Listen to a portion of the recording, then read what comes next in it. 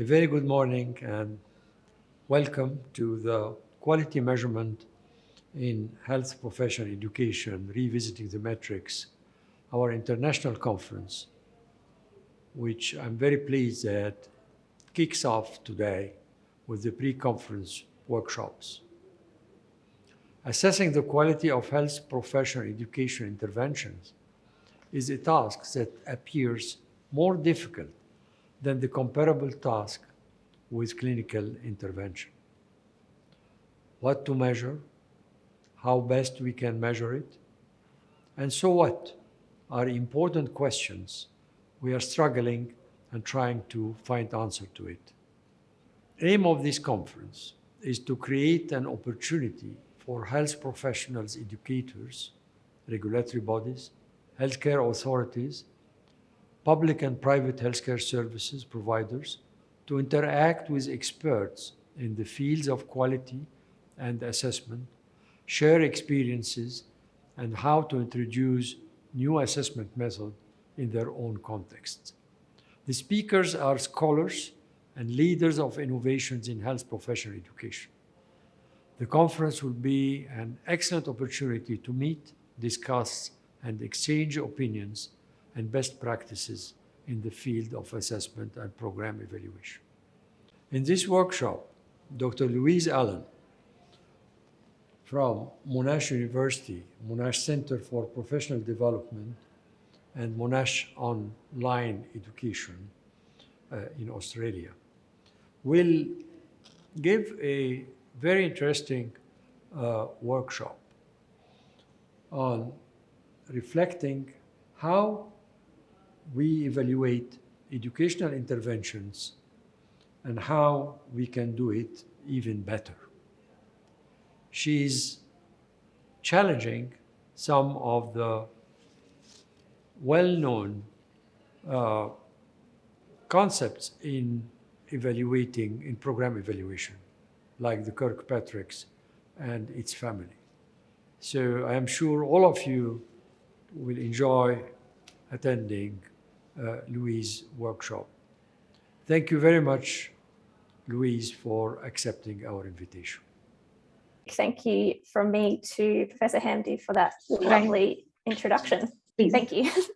So as Professor Hamdi said, my name is Louise Allen, and I'm really excited to welcome you all here today to this workshop where we're going to be working together really and reflecting on how we evaluate educational interventions and how we can do it better. So before I get started, I wanted to take the opportunity to acknowledge that Australian land was never ceded by the Indigenous peoples, and I therefore wanted to acknowledge the traditional owners of the land from which I'm speaking today, and that's the people of the Kulin Nations. And I pay my respects to their elders, past, present, and emerging.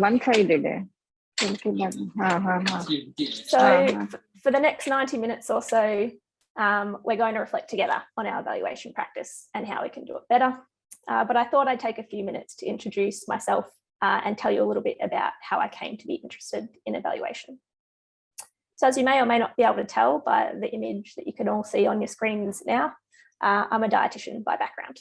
And that's actually a photo of me after one of the nurses I used to work with gave me a nasogastric tube because I wanted to be able to tell my patients what it was like to have one inserted because whenever I would raise it, that's what they would ask me.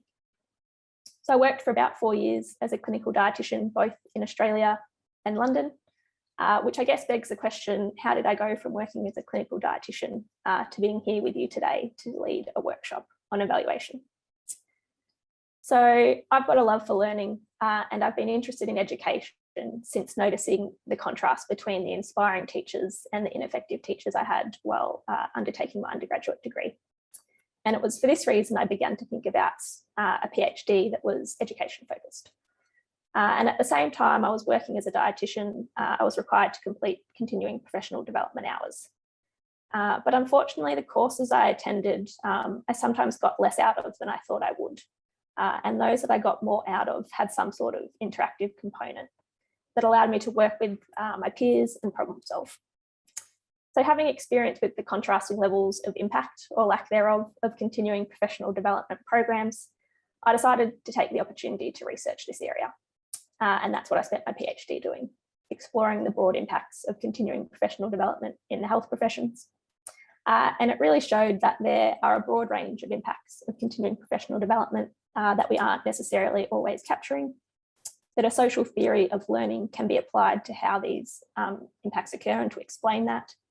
And we developed a survey to measure this broad range of impacts. And so it was throughout my PhD, I kept coming across the Kirkpatrick model being used to evaluate continuing professional development programs. And I kept seeing it being used more and more without any explanation of why it was being used or the rationale for that. And so it really led me to this exploration of evaluation in health professions education, what's being done and what we can do better, which is, of course, what we're going to go for today. So before I move on, I will tell you that I'm working from 3 screens. So if you see me sort of looking around a bit, it's just me navigating across those. So to get us started, I thought we might do a little activity that we can see where everyone's coming from today, given that there's quite a number of us around. So you can either use the QR code or I've put the link in the chat to a Padlet that will hopefully lead you to something that looks like this. And so what I'm going to ask everyone to do is click on this little plus button in the top right-hand corner. I recommend using option 1, the search by a place. The drag and drop's a little bit hit and miss, but want you to enter in where you're coming from. I'm going to go specific and go with Monash University. And then I'm going to let you know what I do. So I'm a lecturer. If it's going to let me type, there we go. And I work in micro-credentials and professional development. And then hit publish, and we're going to start to see some locations pop up there on the screen. So I'll give a few minutes for those to come through, and we can start to have a bit of a look at where everyone's joining us from. And if you've got any troubles, yell out in the chat and we can help you out there. I have a feeling that it's going to be quite a lot nowhere near me, and that's exciting. So who have we got? We got some people coming in from Dubai. I was hoping I was going to be able to be there, but then Omicron threw us a little curveball. We've got Egypt. A little bit broad in case anyone else is from anywhere else. We've got Pondicherry in, I'm going to say, India. Well done. A bit of a mix so far. We're hitting quite a few areas. Lots of friends from the UAE. Qatar, we've got a chat. Alexandria in Egypt, welcome. Who else have we got? We've got 75 people in here, so we should have a few more dots coming through. Sudan, welcome. Medical student, awesome. Glad to see you interested in evaluation. Saudi Arabia. Qatar. Head of preclinical education. Love when we have different levels of experience. I think that's how we learn quite well, is from each other and from our different experiences.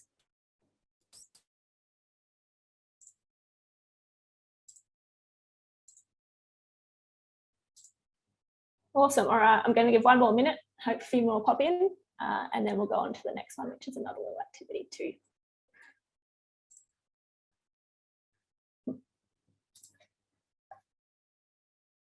Dubai is definitely the winner.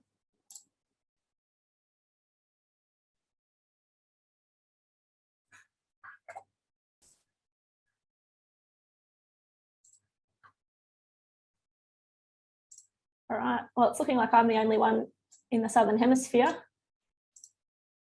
We've got Liverpool, which is pretty far, almost as far as me you can get, I think. COVID precautions, me too. All right, feel free to keep popping them in.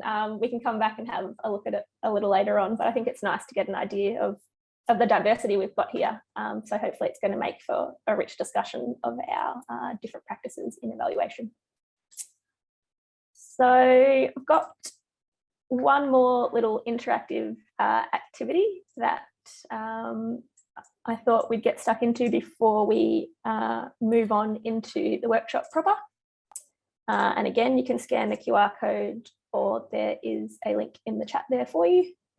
And what it is a little polling software, and it asks you 2 questions. One is, why is evaluation important to your work? And the second is, what do you want to get out of it today? If someone else has already entered your answer and you agree with it, you can like it. And I encourage you to do that because it'll rank it up higher. We'll be able to see that at the top. So we'll open up that screen and hopefully get a few of your votes coming in. Make sure students are not wasting their time, always a good one.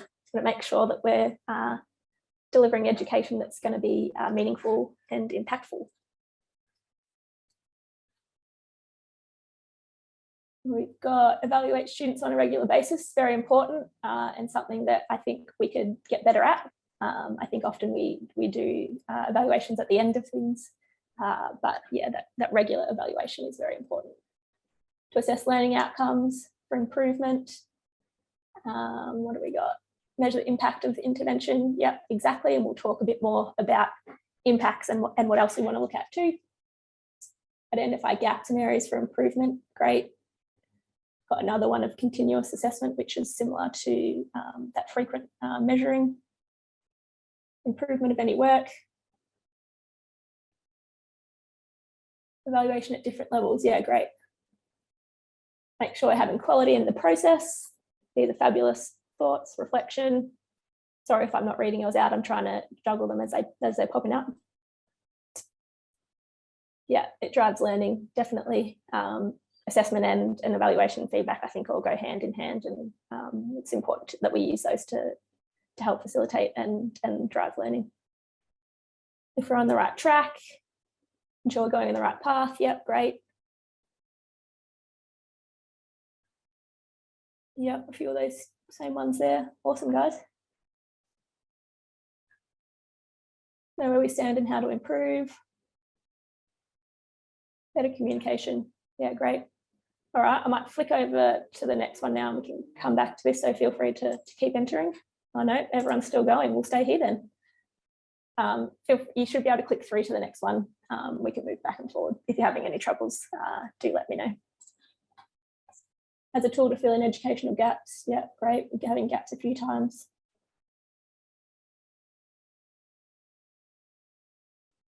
Awesome. I can safely say that you're in the right place. I'm going to do my best to touch on some of these today and have you guys thinking about them and doing the most of the grunt work, really. I'm just here to join the dots.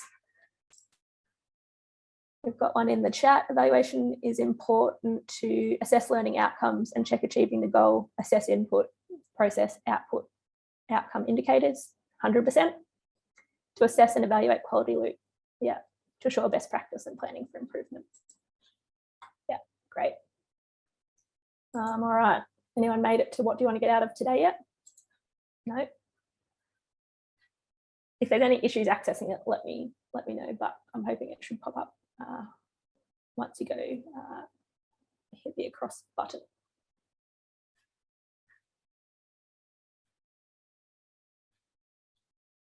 Just going to try something different and see what we get in a word cloud here. Yeah, there we go.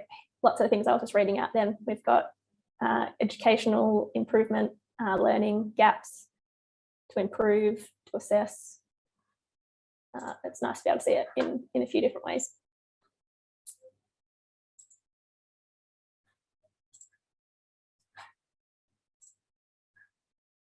Can't access the second question. If I go to it, can you access it now? That might be the issue.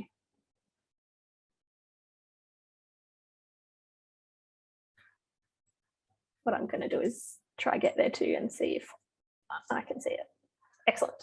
I'll leave this open for a bit, then we can start doing this one. But I'll also just check that it's working on my end.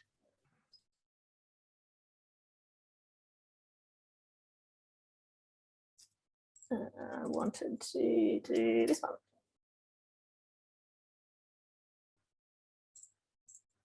All right, what do we got? What do we want to get out today? Updated methods of assessment, alternatives to Kirkpatrick.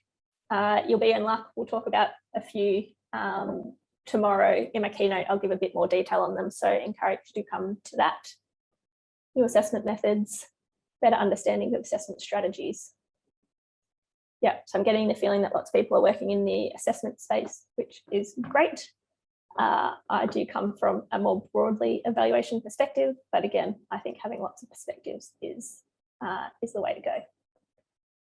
Evidence if evaluation really makes a difference or can be used practically to change. Yeah. Yeah. Discussion of practice, sharing evaluation practices and assessment strategies. That is near exactly what we're doing. So whoever wrote that, you've definitely made the right choice. What else have we got? Make sure that I am doing evaluation right. I'm not sure there is a right. There's always a better, though, in my opinion. It's going to be limited by many things, our resources, the time we have, a range of stuff. So I'd go with doing it better, right? Yeah, evaluation methods and processes, applicable methods for improving assessment and interventions. All great stuff.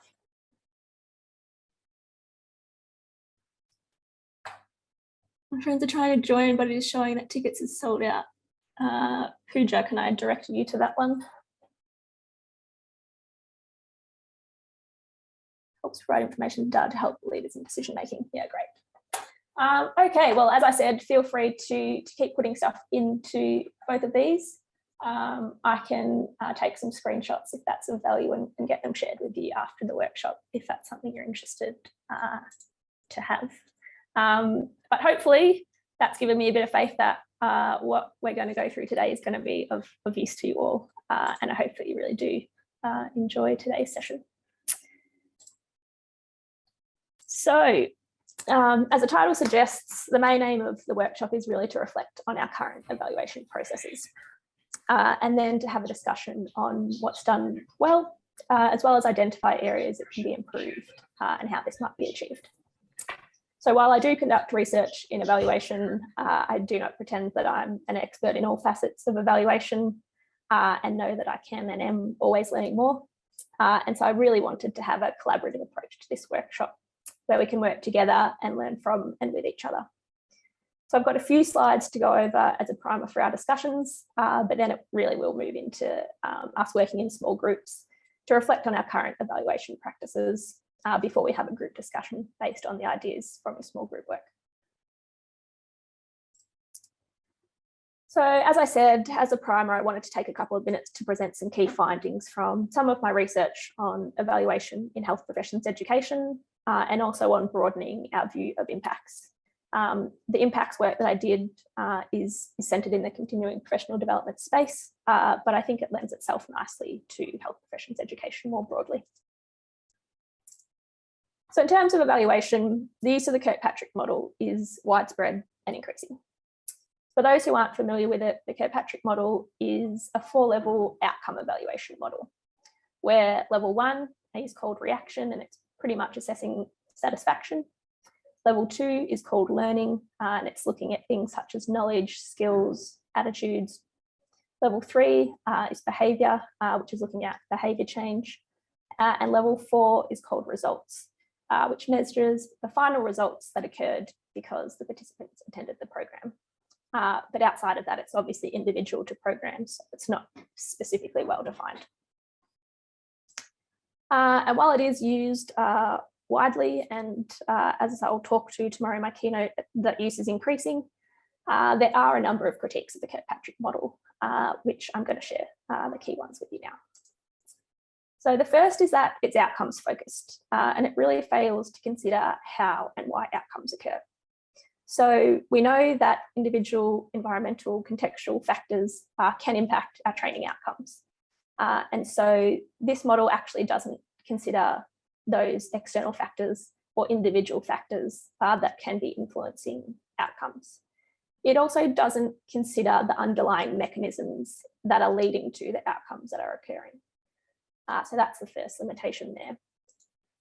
Similarly, we know that outcomes of focus when using the Kirkpatrick model are usually short-term and quantifiable outcomes. So my research has shown that longer term complex outcomes, such as those expected in levels 3 and 4, are evaluated less frequently. And that's not surprising. I mean, they're more complex and so they're harder to evaluate. And so often when evaluation is happening, we tend to go with what's simple and what we have the time to do. It also assumes positive causal linkages between the different levels. So for example, that favourable reactions contribute to greater learning. But we do know that learning can be uncomfortable and frustrating, yet still lead to improved knowledge, skills, confidence, connections, those sorts of things. And also there are many factors that affect our ability to transfer learning to practice. And so we can't really say that there's positive causal linkages within the model. And finally, the fourth key critique is that unintended outcomes aren't considered. So what happens is it neglects impacts that aren't categorised by the model, things like professional identity development and the development of networks and connections, which we know to be quite important for health professions and health professionals in training. And it also doesn't give consideration to negative impacts. And this is really best illustrated by one of my favourite quotes, which is that it's focused on looking at, was outcome X achieved as intended or not, rather than what were the outcomes of this intervention. A clinical parallel would be a clinical trial that measured only the intended effects of a new drug and not its side effects.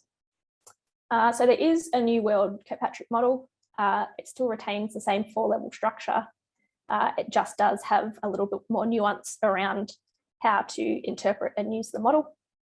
And there are also a number of adaptations of the Kirkpatrick model, both for health more broadly and for health professions education. So that's Kirkpatrick model as an example of an outcome evaluation model, which, as I said, has some limitations. So what else is there and what can we use in its place? And this is where program evaluation models come into play.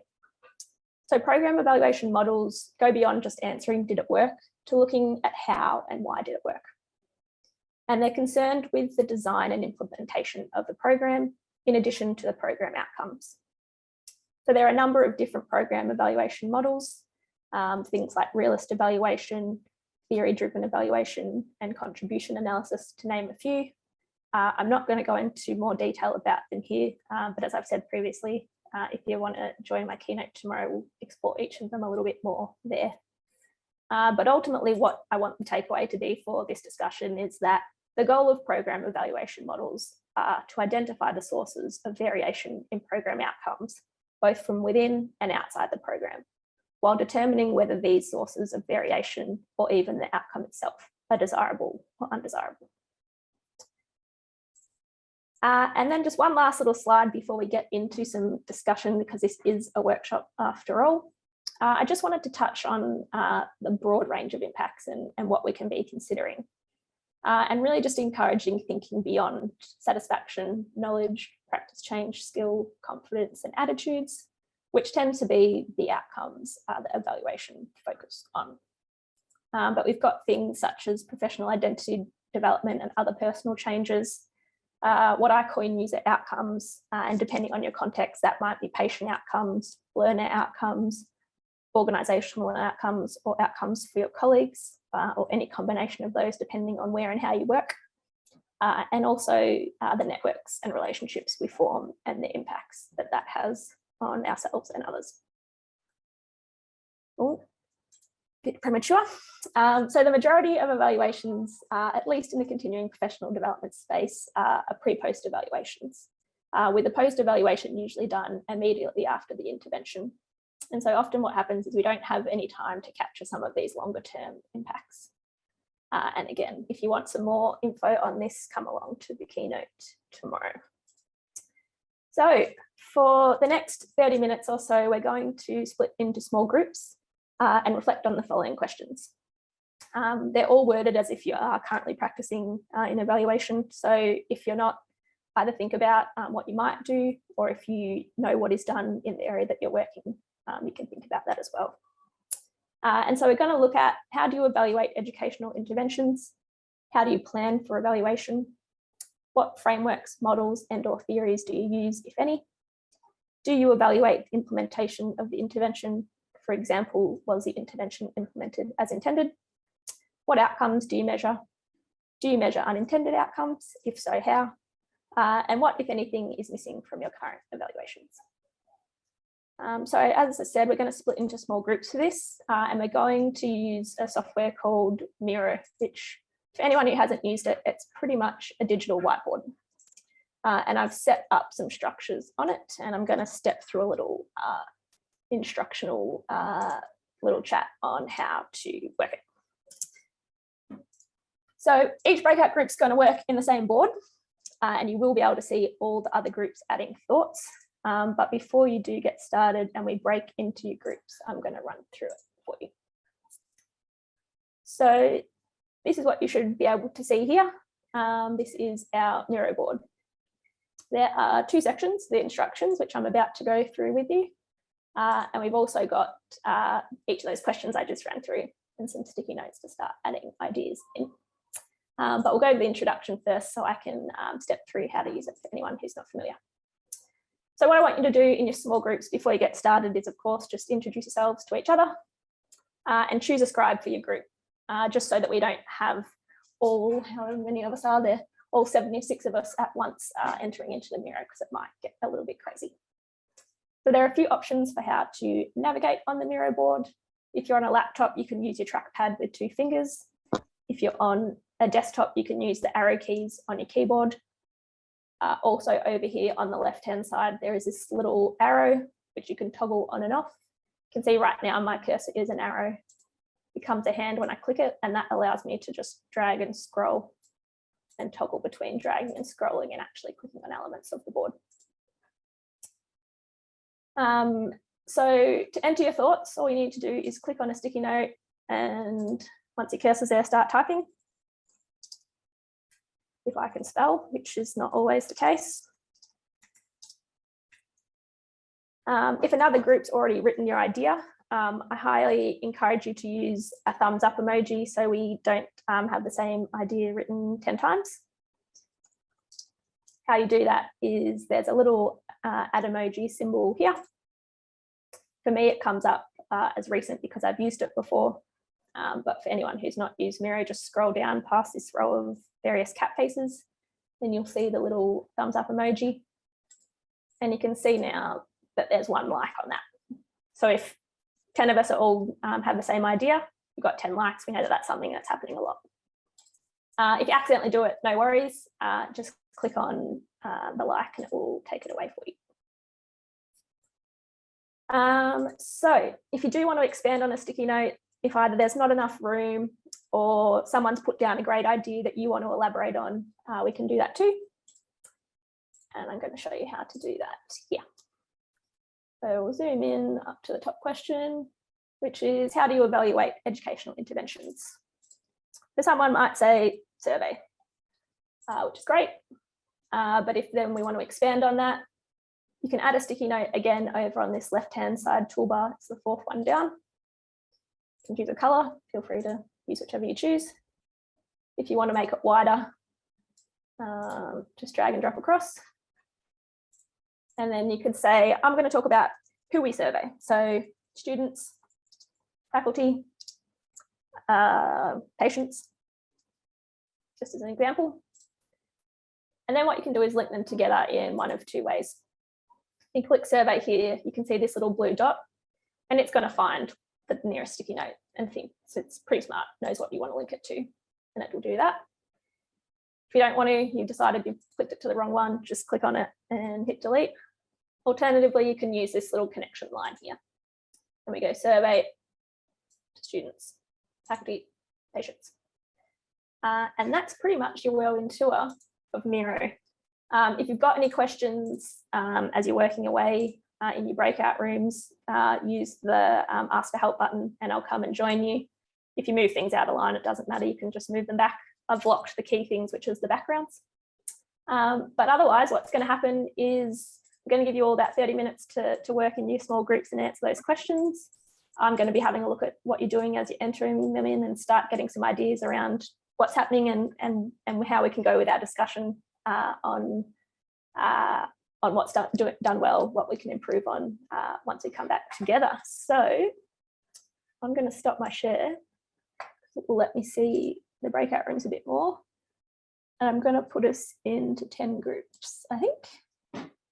So one moment, it's going to automatically assign you. So I'm hoping you'll just get put straight into the rooms. But if anyone's having any trouble, just let us know in the chat.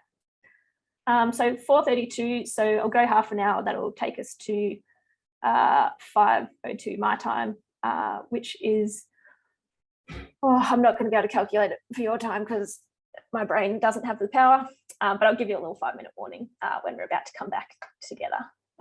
So hope you have a productive discussion, and as I said, ask for help if you need it. All right, so it looks like people are starting to come back in. It takes 60 seconds for the rooms to shut off, so I will let that happen so we get everyone come back into the main session. Feel free to keep adding to the board as you see fit.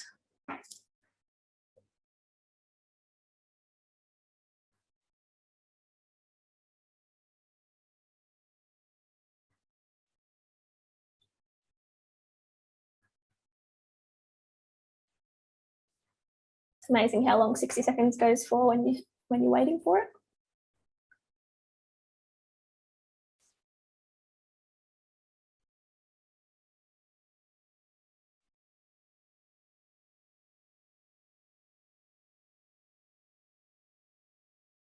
And here comes everyone back in now.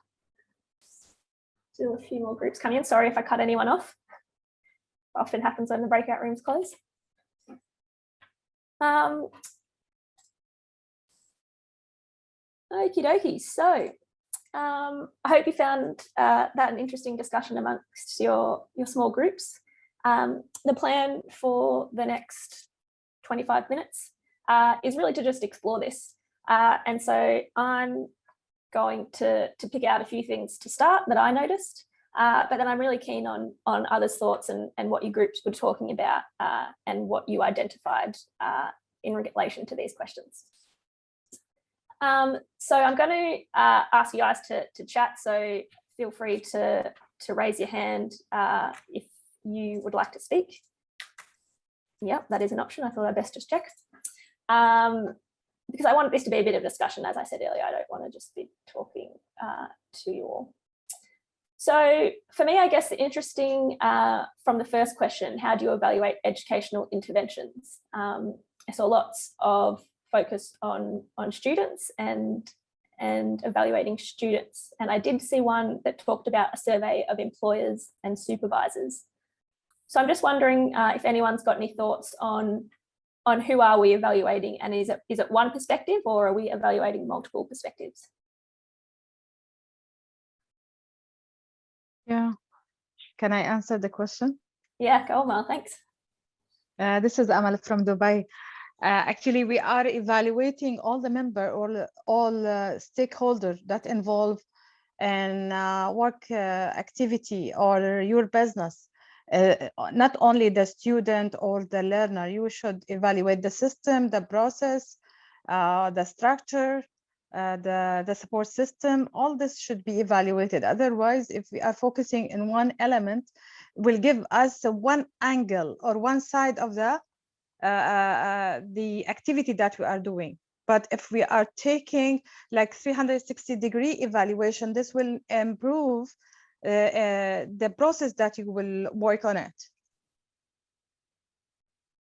Couldn't agree more. Yeah. Sorry, who else was going to jump in there? Hi, Louise. Yes. This is Asma from Gulf Medical University. No. Hello. There is no composite in the department. So what we will do is Let me for just GIC. mute this one. Go, Asma. Yeah, sorry. Actually, we at the university, we are a centralized unit, and we conduct the evaluations throughout the year. There are a variety of surveys that we run. The students is one of the target, or definitely they are the main focus. Then we have the employees, employers, alumni, society, and these are the main target audience we have. And the evaluations run across different. Like there are surveys related to course and faculty which are very purely academic. Definitely it touches the domains of curriculum design, curriculum delivery, teaching quality. It covers on the learning resources, their satisfaction with teaching pedagogies, assessment pedagogies, and for clinical training courses like MBBS clerkships and dental clinical trainings or pharmacy trainings, we have a specialized survey instruments. And definitely all these survey instruments, they undergo a review by the subject matter experts, and there is a committee at the university level which assesses the reliability and validity of these instruments. And these are so well tailored to the needs, and these are well tailored to ensure that the program learning outcomes or the course learning outcomes are the satisfaction of students or the target audience with the PLOs and CLOs is reflected in their in the outcomes or the feedback results. And then there are definitely, and all these evaluations basically help us in a continuous improvement process as we are going through the accreditation and licensure of the institution, and accreditation and international accreditation of the programs. And most of these evaluations we conduct because the accrediting and regulatory bodies have given requirements, or they have they have suggested that how do you measure a particular domain. So we found that these instruments really help us measure the quality and identify the areas of improvement, make an action plan, implement that, monitor it to the next cycle of evaluation, so that we identify through the KPI, okay, the 10% we have improved compared to last year. So this is how we try to close the loop, and definitely evaluations have helped us to do the complete quality assurance, to support the entire quality assurance framework at the university. Yeah, so you touched on many important points there, Asma, probably much more eloquently than I could. But I think some important ones are around, yes, you're measuring those outcomes, but also that you're looking at the processes of how your education is being delivered. Is it being delivered as intended? And therefore you actually know, okay, this is what is leading to this outcome. Yeah. And I think that's really important. I can see that Dr. Osman has his hand up, so I'm going to see if he has anything he'd like to add. Yes, good morning. Good morning all, and thank you for this interesting session. Here in our institution in Saudi Arabia, I'm Sudanese working in Saudi Arabia. I'm quality unit supervisor here. Here our mission is containing of 3 domains, composed of 3 main domains: teaching, learning, scientific research, and community partnership.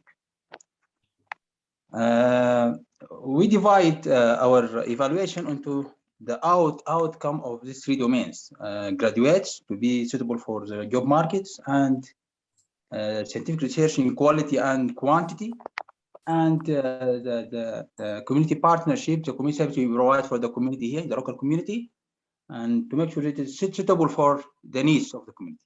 So first of all, we start to evaluate the outcomes, and if there is any shortcoming, or if not like what we intending in the outcome, we go to evaluate the system, evaluate the input process, and then you evaluate again the outcome. Usually, if you evaluate the outcome and you found that it is not as we need or as we intended, we just we do a root cause analysis to pick out where is the shortcoming, and then we make the improvement plan. So during the evaluation process, we start to evaluate the input, all the elements of the input for teaching and learning, all the inputs for medical research, all the input for community partnership. So also the process, and at the end the outcome. So during evaluation process, we adopt KPIs targeting measuring your evaluation of the input and also the process and the outcome for all of these elements. In the end, we are intending to achieve our mission. So all this evaluation process is targeting to make sure we are going in the right way to achieve our mission. And thank you all. Thank you. That sounds very much like the context, input, process, product evaluation that Hussein mentioned in the chat. Hussein, is that similar to what you do? Sorry, I didn't hear you well. I just said it sounds very similar to what Hussein has put in the chat, which says a context, input, process, and product evaluation. So it rings a lot of similarities to that. I'm just wondering if that's what you just described, Dr. Osman, is similar to what Hussein does at their institution. Yes, yes. And we depend on dimming cycle, simple BDCA in planning for the quality in our institution.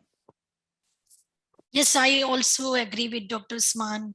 We also use the deeming cycle and also the EFQM model of quality. And we also follow this input process, but we don't have the product. We have input, process, output, and outcome. So we divide our 45 KPIs into these 4 categories. Yeah. It sounds very much like a program evaluation model that you guys are implementing there. Which is what I'm advocating for. So it sounds fabulous. I can see that there's a comment there. How do you measure professionalism, collaboration, networking abilities, and are they regularly assessed? From my research in the professional development area, they are not regularly assessed. I would assume that also in undergraduate and graduate education, that would be similar, but that's just an assumption. I think it's a matter of targeting, if it's surveys that we're doing, ensuring that they're targeted within those. Which brings me to another question I have for everyone is what are you including in your surveys? Are we including opportunities to assess unintended outcomes, or is it more around the course learning outcomes and the PLOs that are mentioned in the Miro?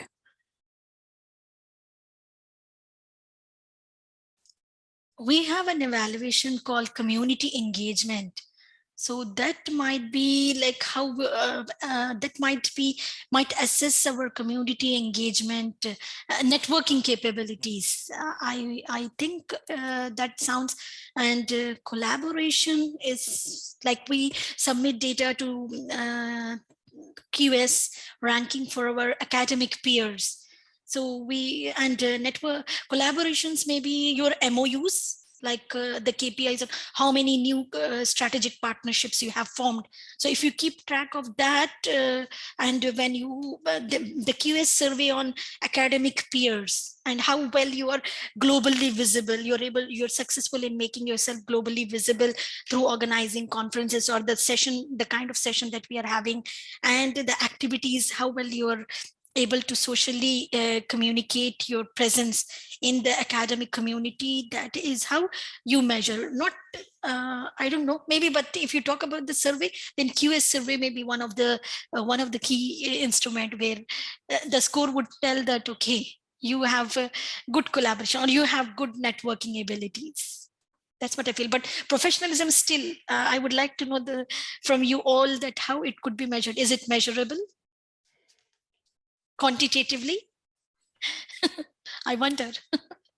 I'm keen to hear from others too. David, I can see you've got your hand up. Is it related to that, or? Yes, indeed. I mean, it does. I mean, I wasn't going to talk about professionalism, but actually there are many ways of you've got to, you can't just say professionalism as a blanket thing. You have to decide what you mean by professionalism.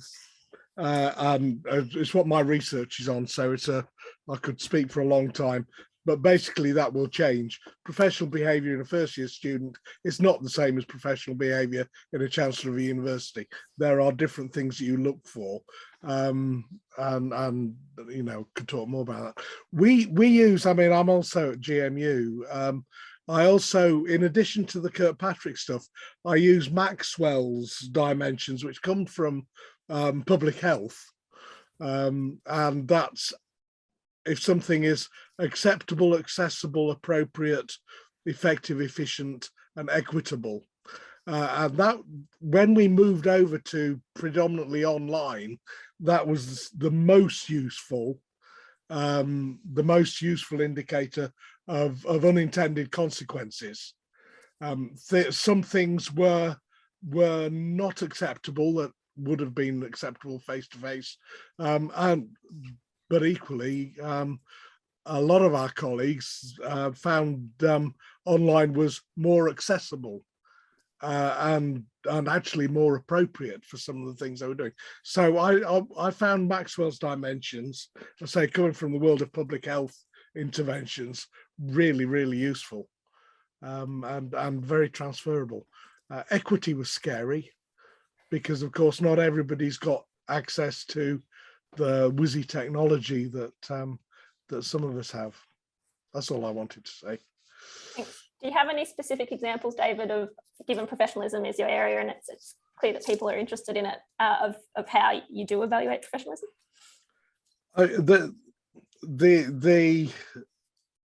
In terms of generic, professionalism is about how other people view you. So one way of entering that debate with an undergraduate student is how much did working with such and such assist me in my learning, in my treatment of the patient, and so on and so forth. So in other words, asking other people what they thought about the individual. You've got to be careful, obviously, doing that, but it is doable. I'm not a 360-degree sort of person, but to what extent did X help me in my learning, in my treatment of the patient? That'd be a good way forward. Yeah, and I think there is a talk tomorrow on assessing professionalism and some of those harder to assess things. So for those interested, I encourage you to go to that. I think it's Judy McKim, I want to say. Dr. Osman, you've got your hand raised, and then we'll get to some of these questions in the chat as well after you. Yes, regarding professionalism, in our institution, we adopt a program learning outcomes regarding how students show professional conduct during practicing medicine during their studying period. And this program learning outcomes is translated within the course learning outcomes. So we have more than one course adopting or containing how the student conduct, how the student show a professional conduct during the courses, especially the clinical courses, while they are working in the hospital. And for assessment or evaluation of this learning outcome, regarding the course learning outcomes or the program learning outcomes, we have two tools. We have a summative assessment. We have a checklist regarding 13 points how the student conducts during working history or performing examination. And also we have the formative assessment, or peer evaluation. Students can evaluate his peer or his colleague, and with immediate feedback. So here, this is assessment for learning. And also we give a marks. We have a checklist with marks. Every step he conducts professionally as we need, or as we aim to, he will get a mark for that. And collectively, by the end of his journey during the program, we collect all the marks he gained during the courses in the program learning outcome, and we find that if he achieved the intended program learning outcomes level or not.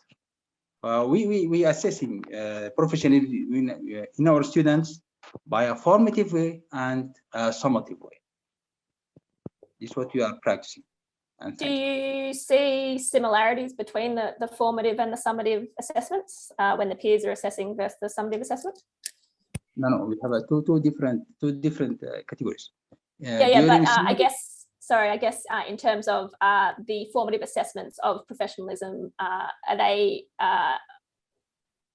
assessing? So say a student said this person is a 8 out of 10 professionalism, for example. Definitely know that's not what it is.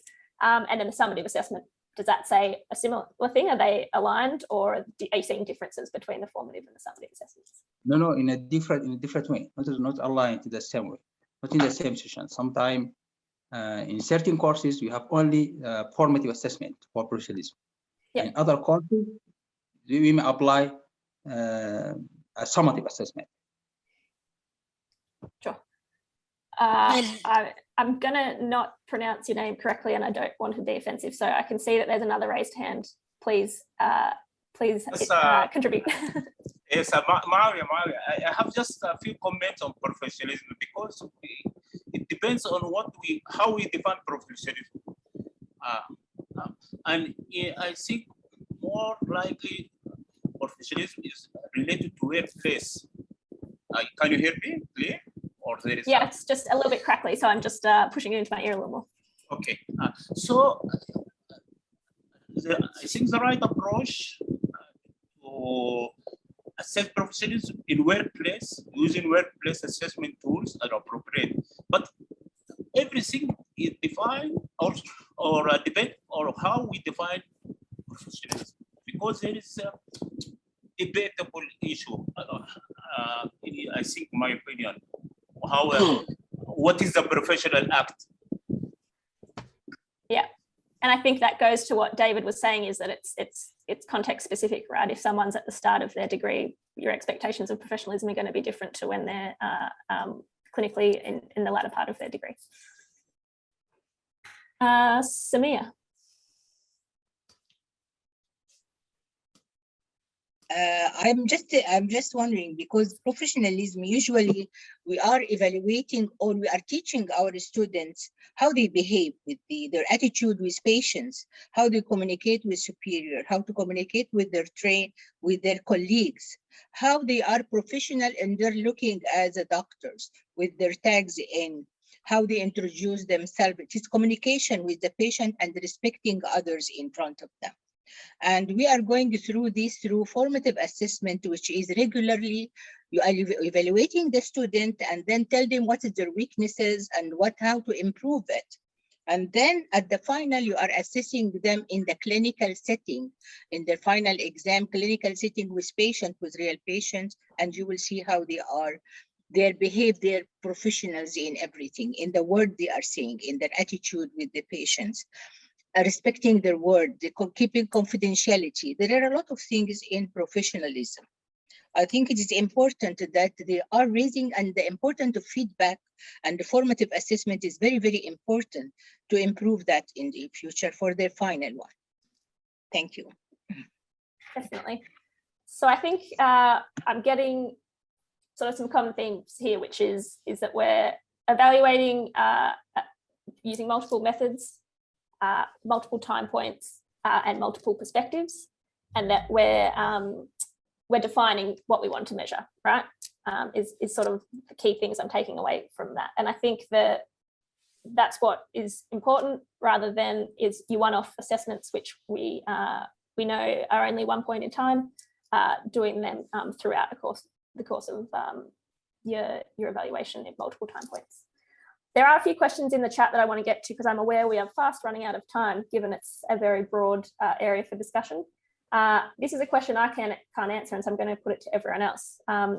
Is there any experiences in evaluating the sustainability of educational interventions? Is anyone evaluating the sustainability of their interventions?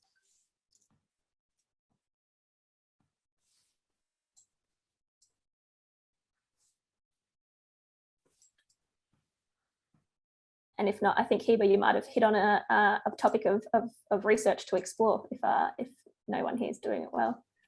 Feel free to speak. I can see you've raised your hand. Thank you for the opportunity. The reason I'm asking this is because I've been through many cycles of developing an intervention only to report how it was evaluated by faculty and by students, and then have the whole thing collapsing because either we were too ambitious or we didn't really attract, let me say, we didn't have the academic leadership invested really much in our aspirations. So it was either too ambitious, or it wasn't really suitable for the context, or it was hit by some difficulties. So we don't want all this hard work to go to vain. So I was curious to see if anyone has experiences on seeing their intervention through and sustaining it through many cycles of evaluation, and what really helped them do that. So we don't waste our efforts that much. Thank you. Has anyone got any experiences to share? I just think that I'm just trying to understand sustainability of interventions. It's basically like how you're adopting multiple approaches. Is that what? Or you're tracking the results of your evaluations. Is that so? I think what means is if you're implementing a new educational intervention that you haven't previously done and you've put lots of work into it and effort, but then for whatever reasons, whether it's time, cost, senior support, it's not been feasible, it's not continued. So how can we better evaluate if something's going to be sustainable in the long run, so we don't put in too much effort for then it to go nowhere? I see. Yeah, can I add a point? Sure. The issue is we do take along the issue of resources and if they are available and if it is suitable for the context from the design phase. So we do account for that early on, but still when we are implementing and when we are preparing for the next cycle and to put more improvements into the intervention, we still face, I don't want to say hands mingling with our efforts to really shut it down. So how do you accommodate that? How do you sense that, if I can put it properly? Geraldine, I can see you've got a comment there. Would you like to speak to it? Dr. Louise? Yes. I am sorry to interfere and interrupt this wonderful interaction that is going in. I would like, we will continue. We just have a few words from Professor Hussam Hamdi. Sure. Please.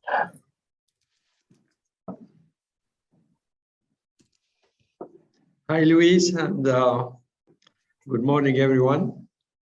I'm very pleased to come and thank you here. Now, I was listening and to you and your presentation and expected.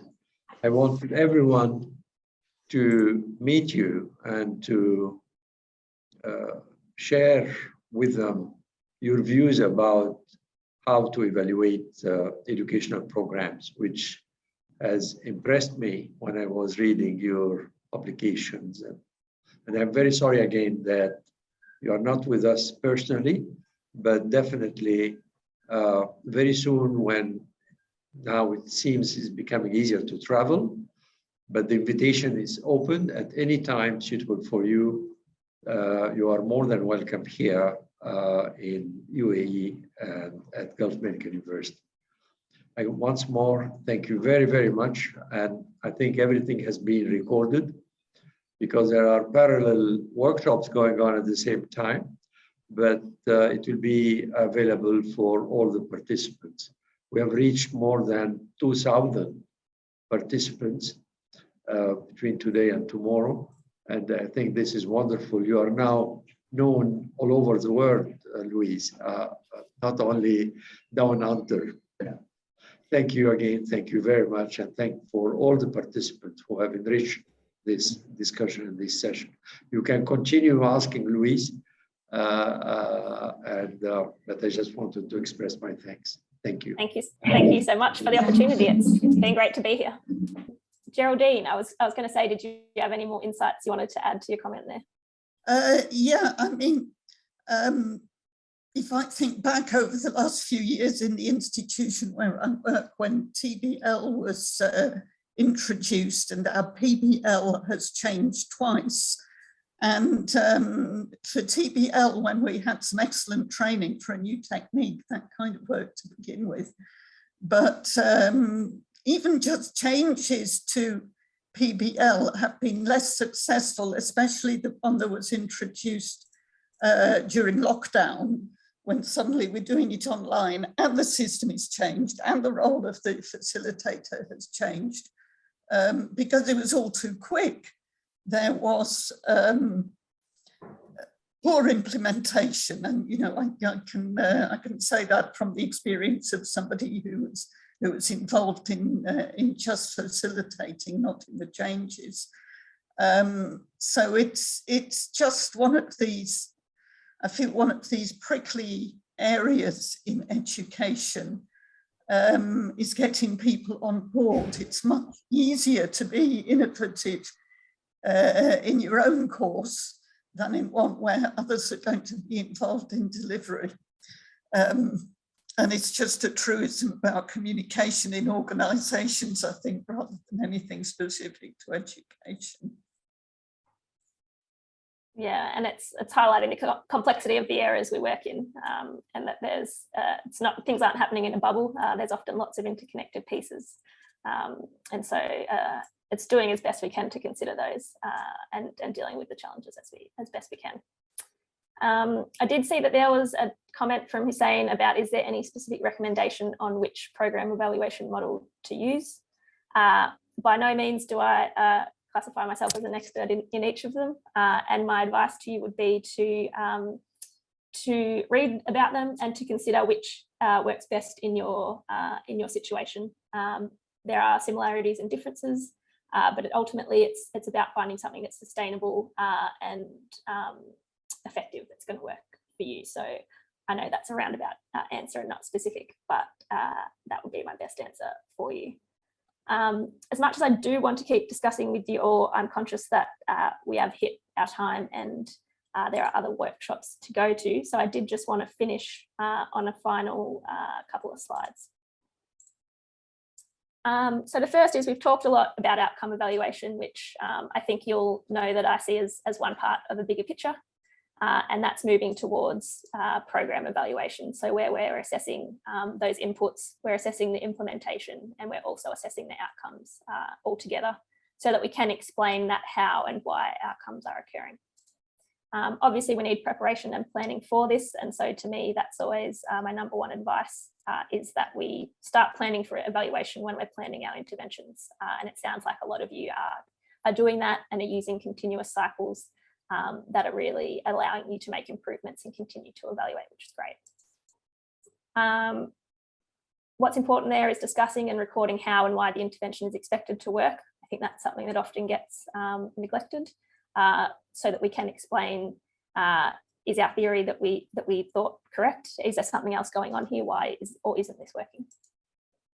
Including qualitative methods, not just quantitative methods. So it might just be as simple as an open question in your surveys, but that's really getting at capturing those unintended impacts, as I have harped on about just a touch today. And of course, evaluating at multiple time points, including during interventions and longer term follow-up. I think it leads to just a couple of other considerations, is evaluation teams, and recognising that there's a range of skills that are needed for evaluation, and that it's rare that just one person would have this. So evaluation teams are going to help us achieve a much better outcome. And obviously there's going to be challenges. We've talked about resources. In terms of longer term impacts, there's always going to be loss to follow up, as there is in any research. And there are going to be confounders, as educational interventions don't happen in a bubble. And to me, that's why program evaluation is really important, is so that we can understand, are our impacts occurring because of the educational interventions we are using, or are there other things going on? So thank you very much for all of your time. It's been lovely to spend this last hour and a half with you, and I look forward to seeing some of you tomorrow. Thank you so much once again, Dr. Louise, for this very, very interactive session. And I do believe that we have a better insight into all the evaluation and the Kirkpatrick's model that you discussed. Looking forward to your keynote presentation tomorrow. And I would request all our lovely participants to join us tomorrow as well. Thank you so much. Thank you, Dr. Louise. Thank you. Thank you. Thank you.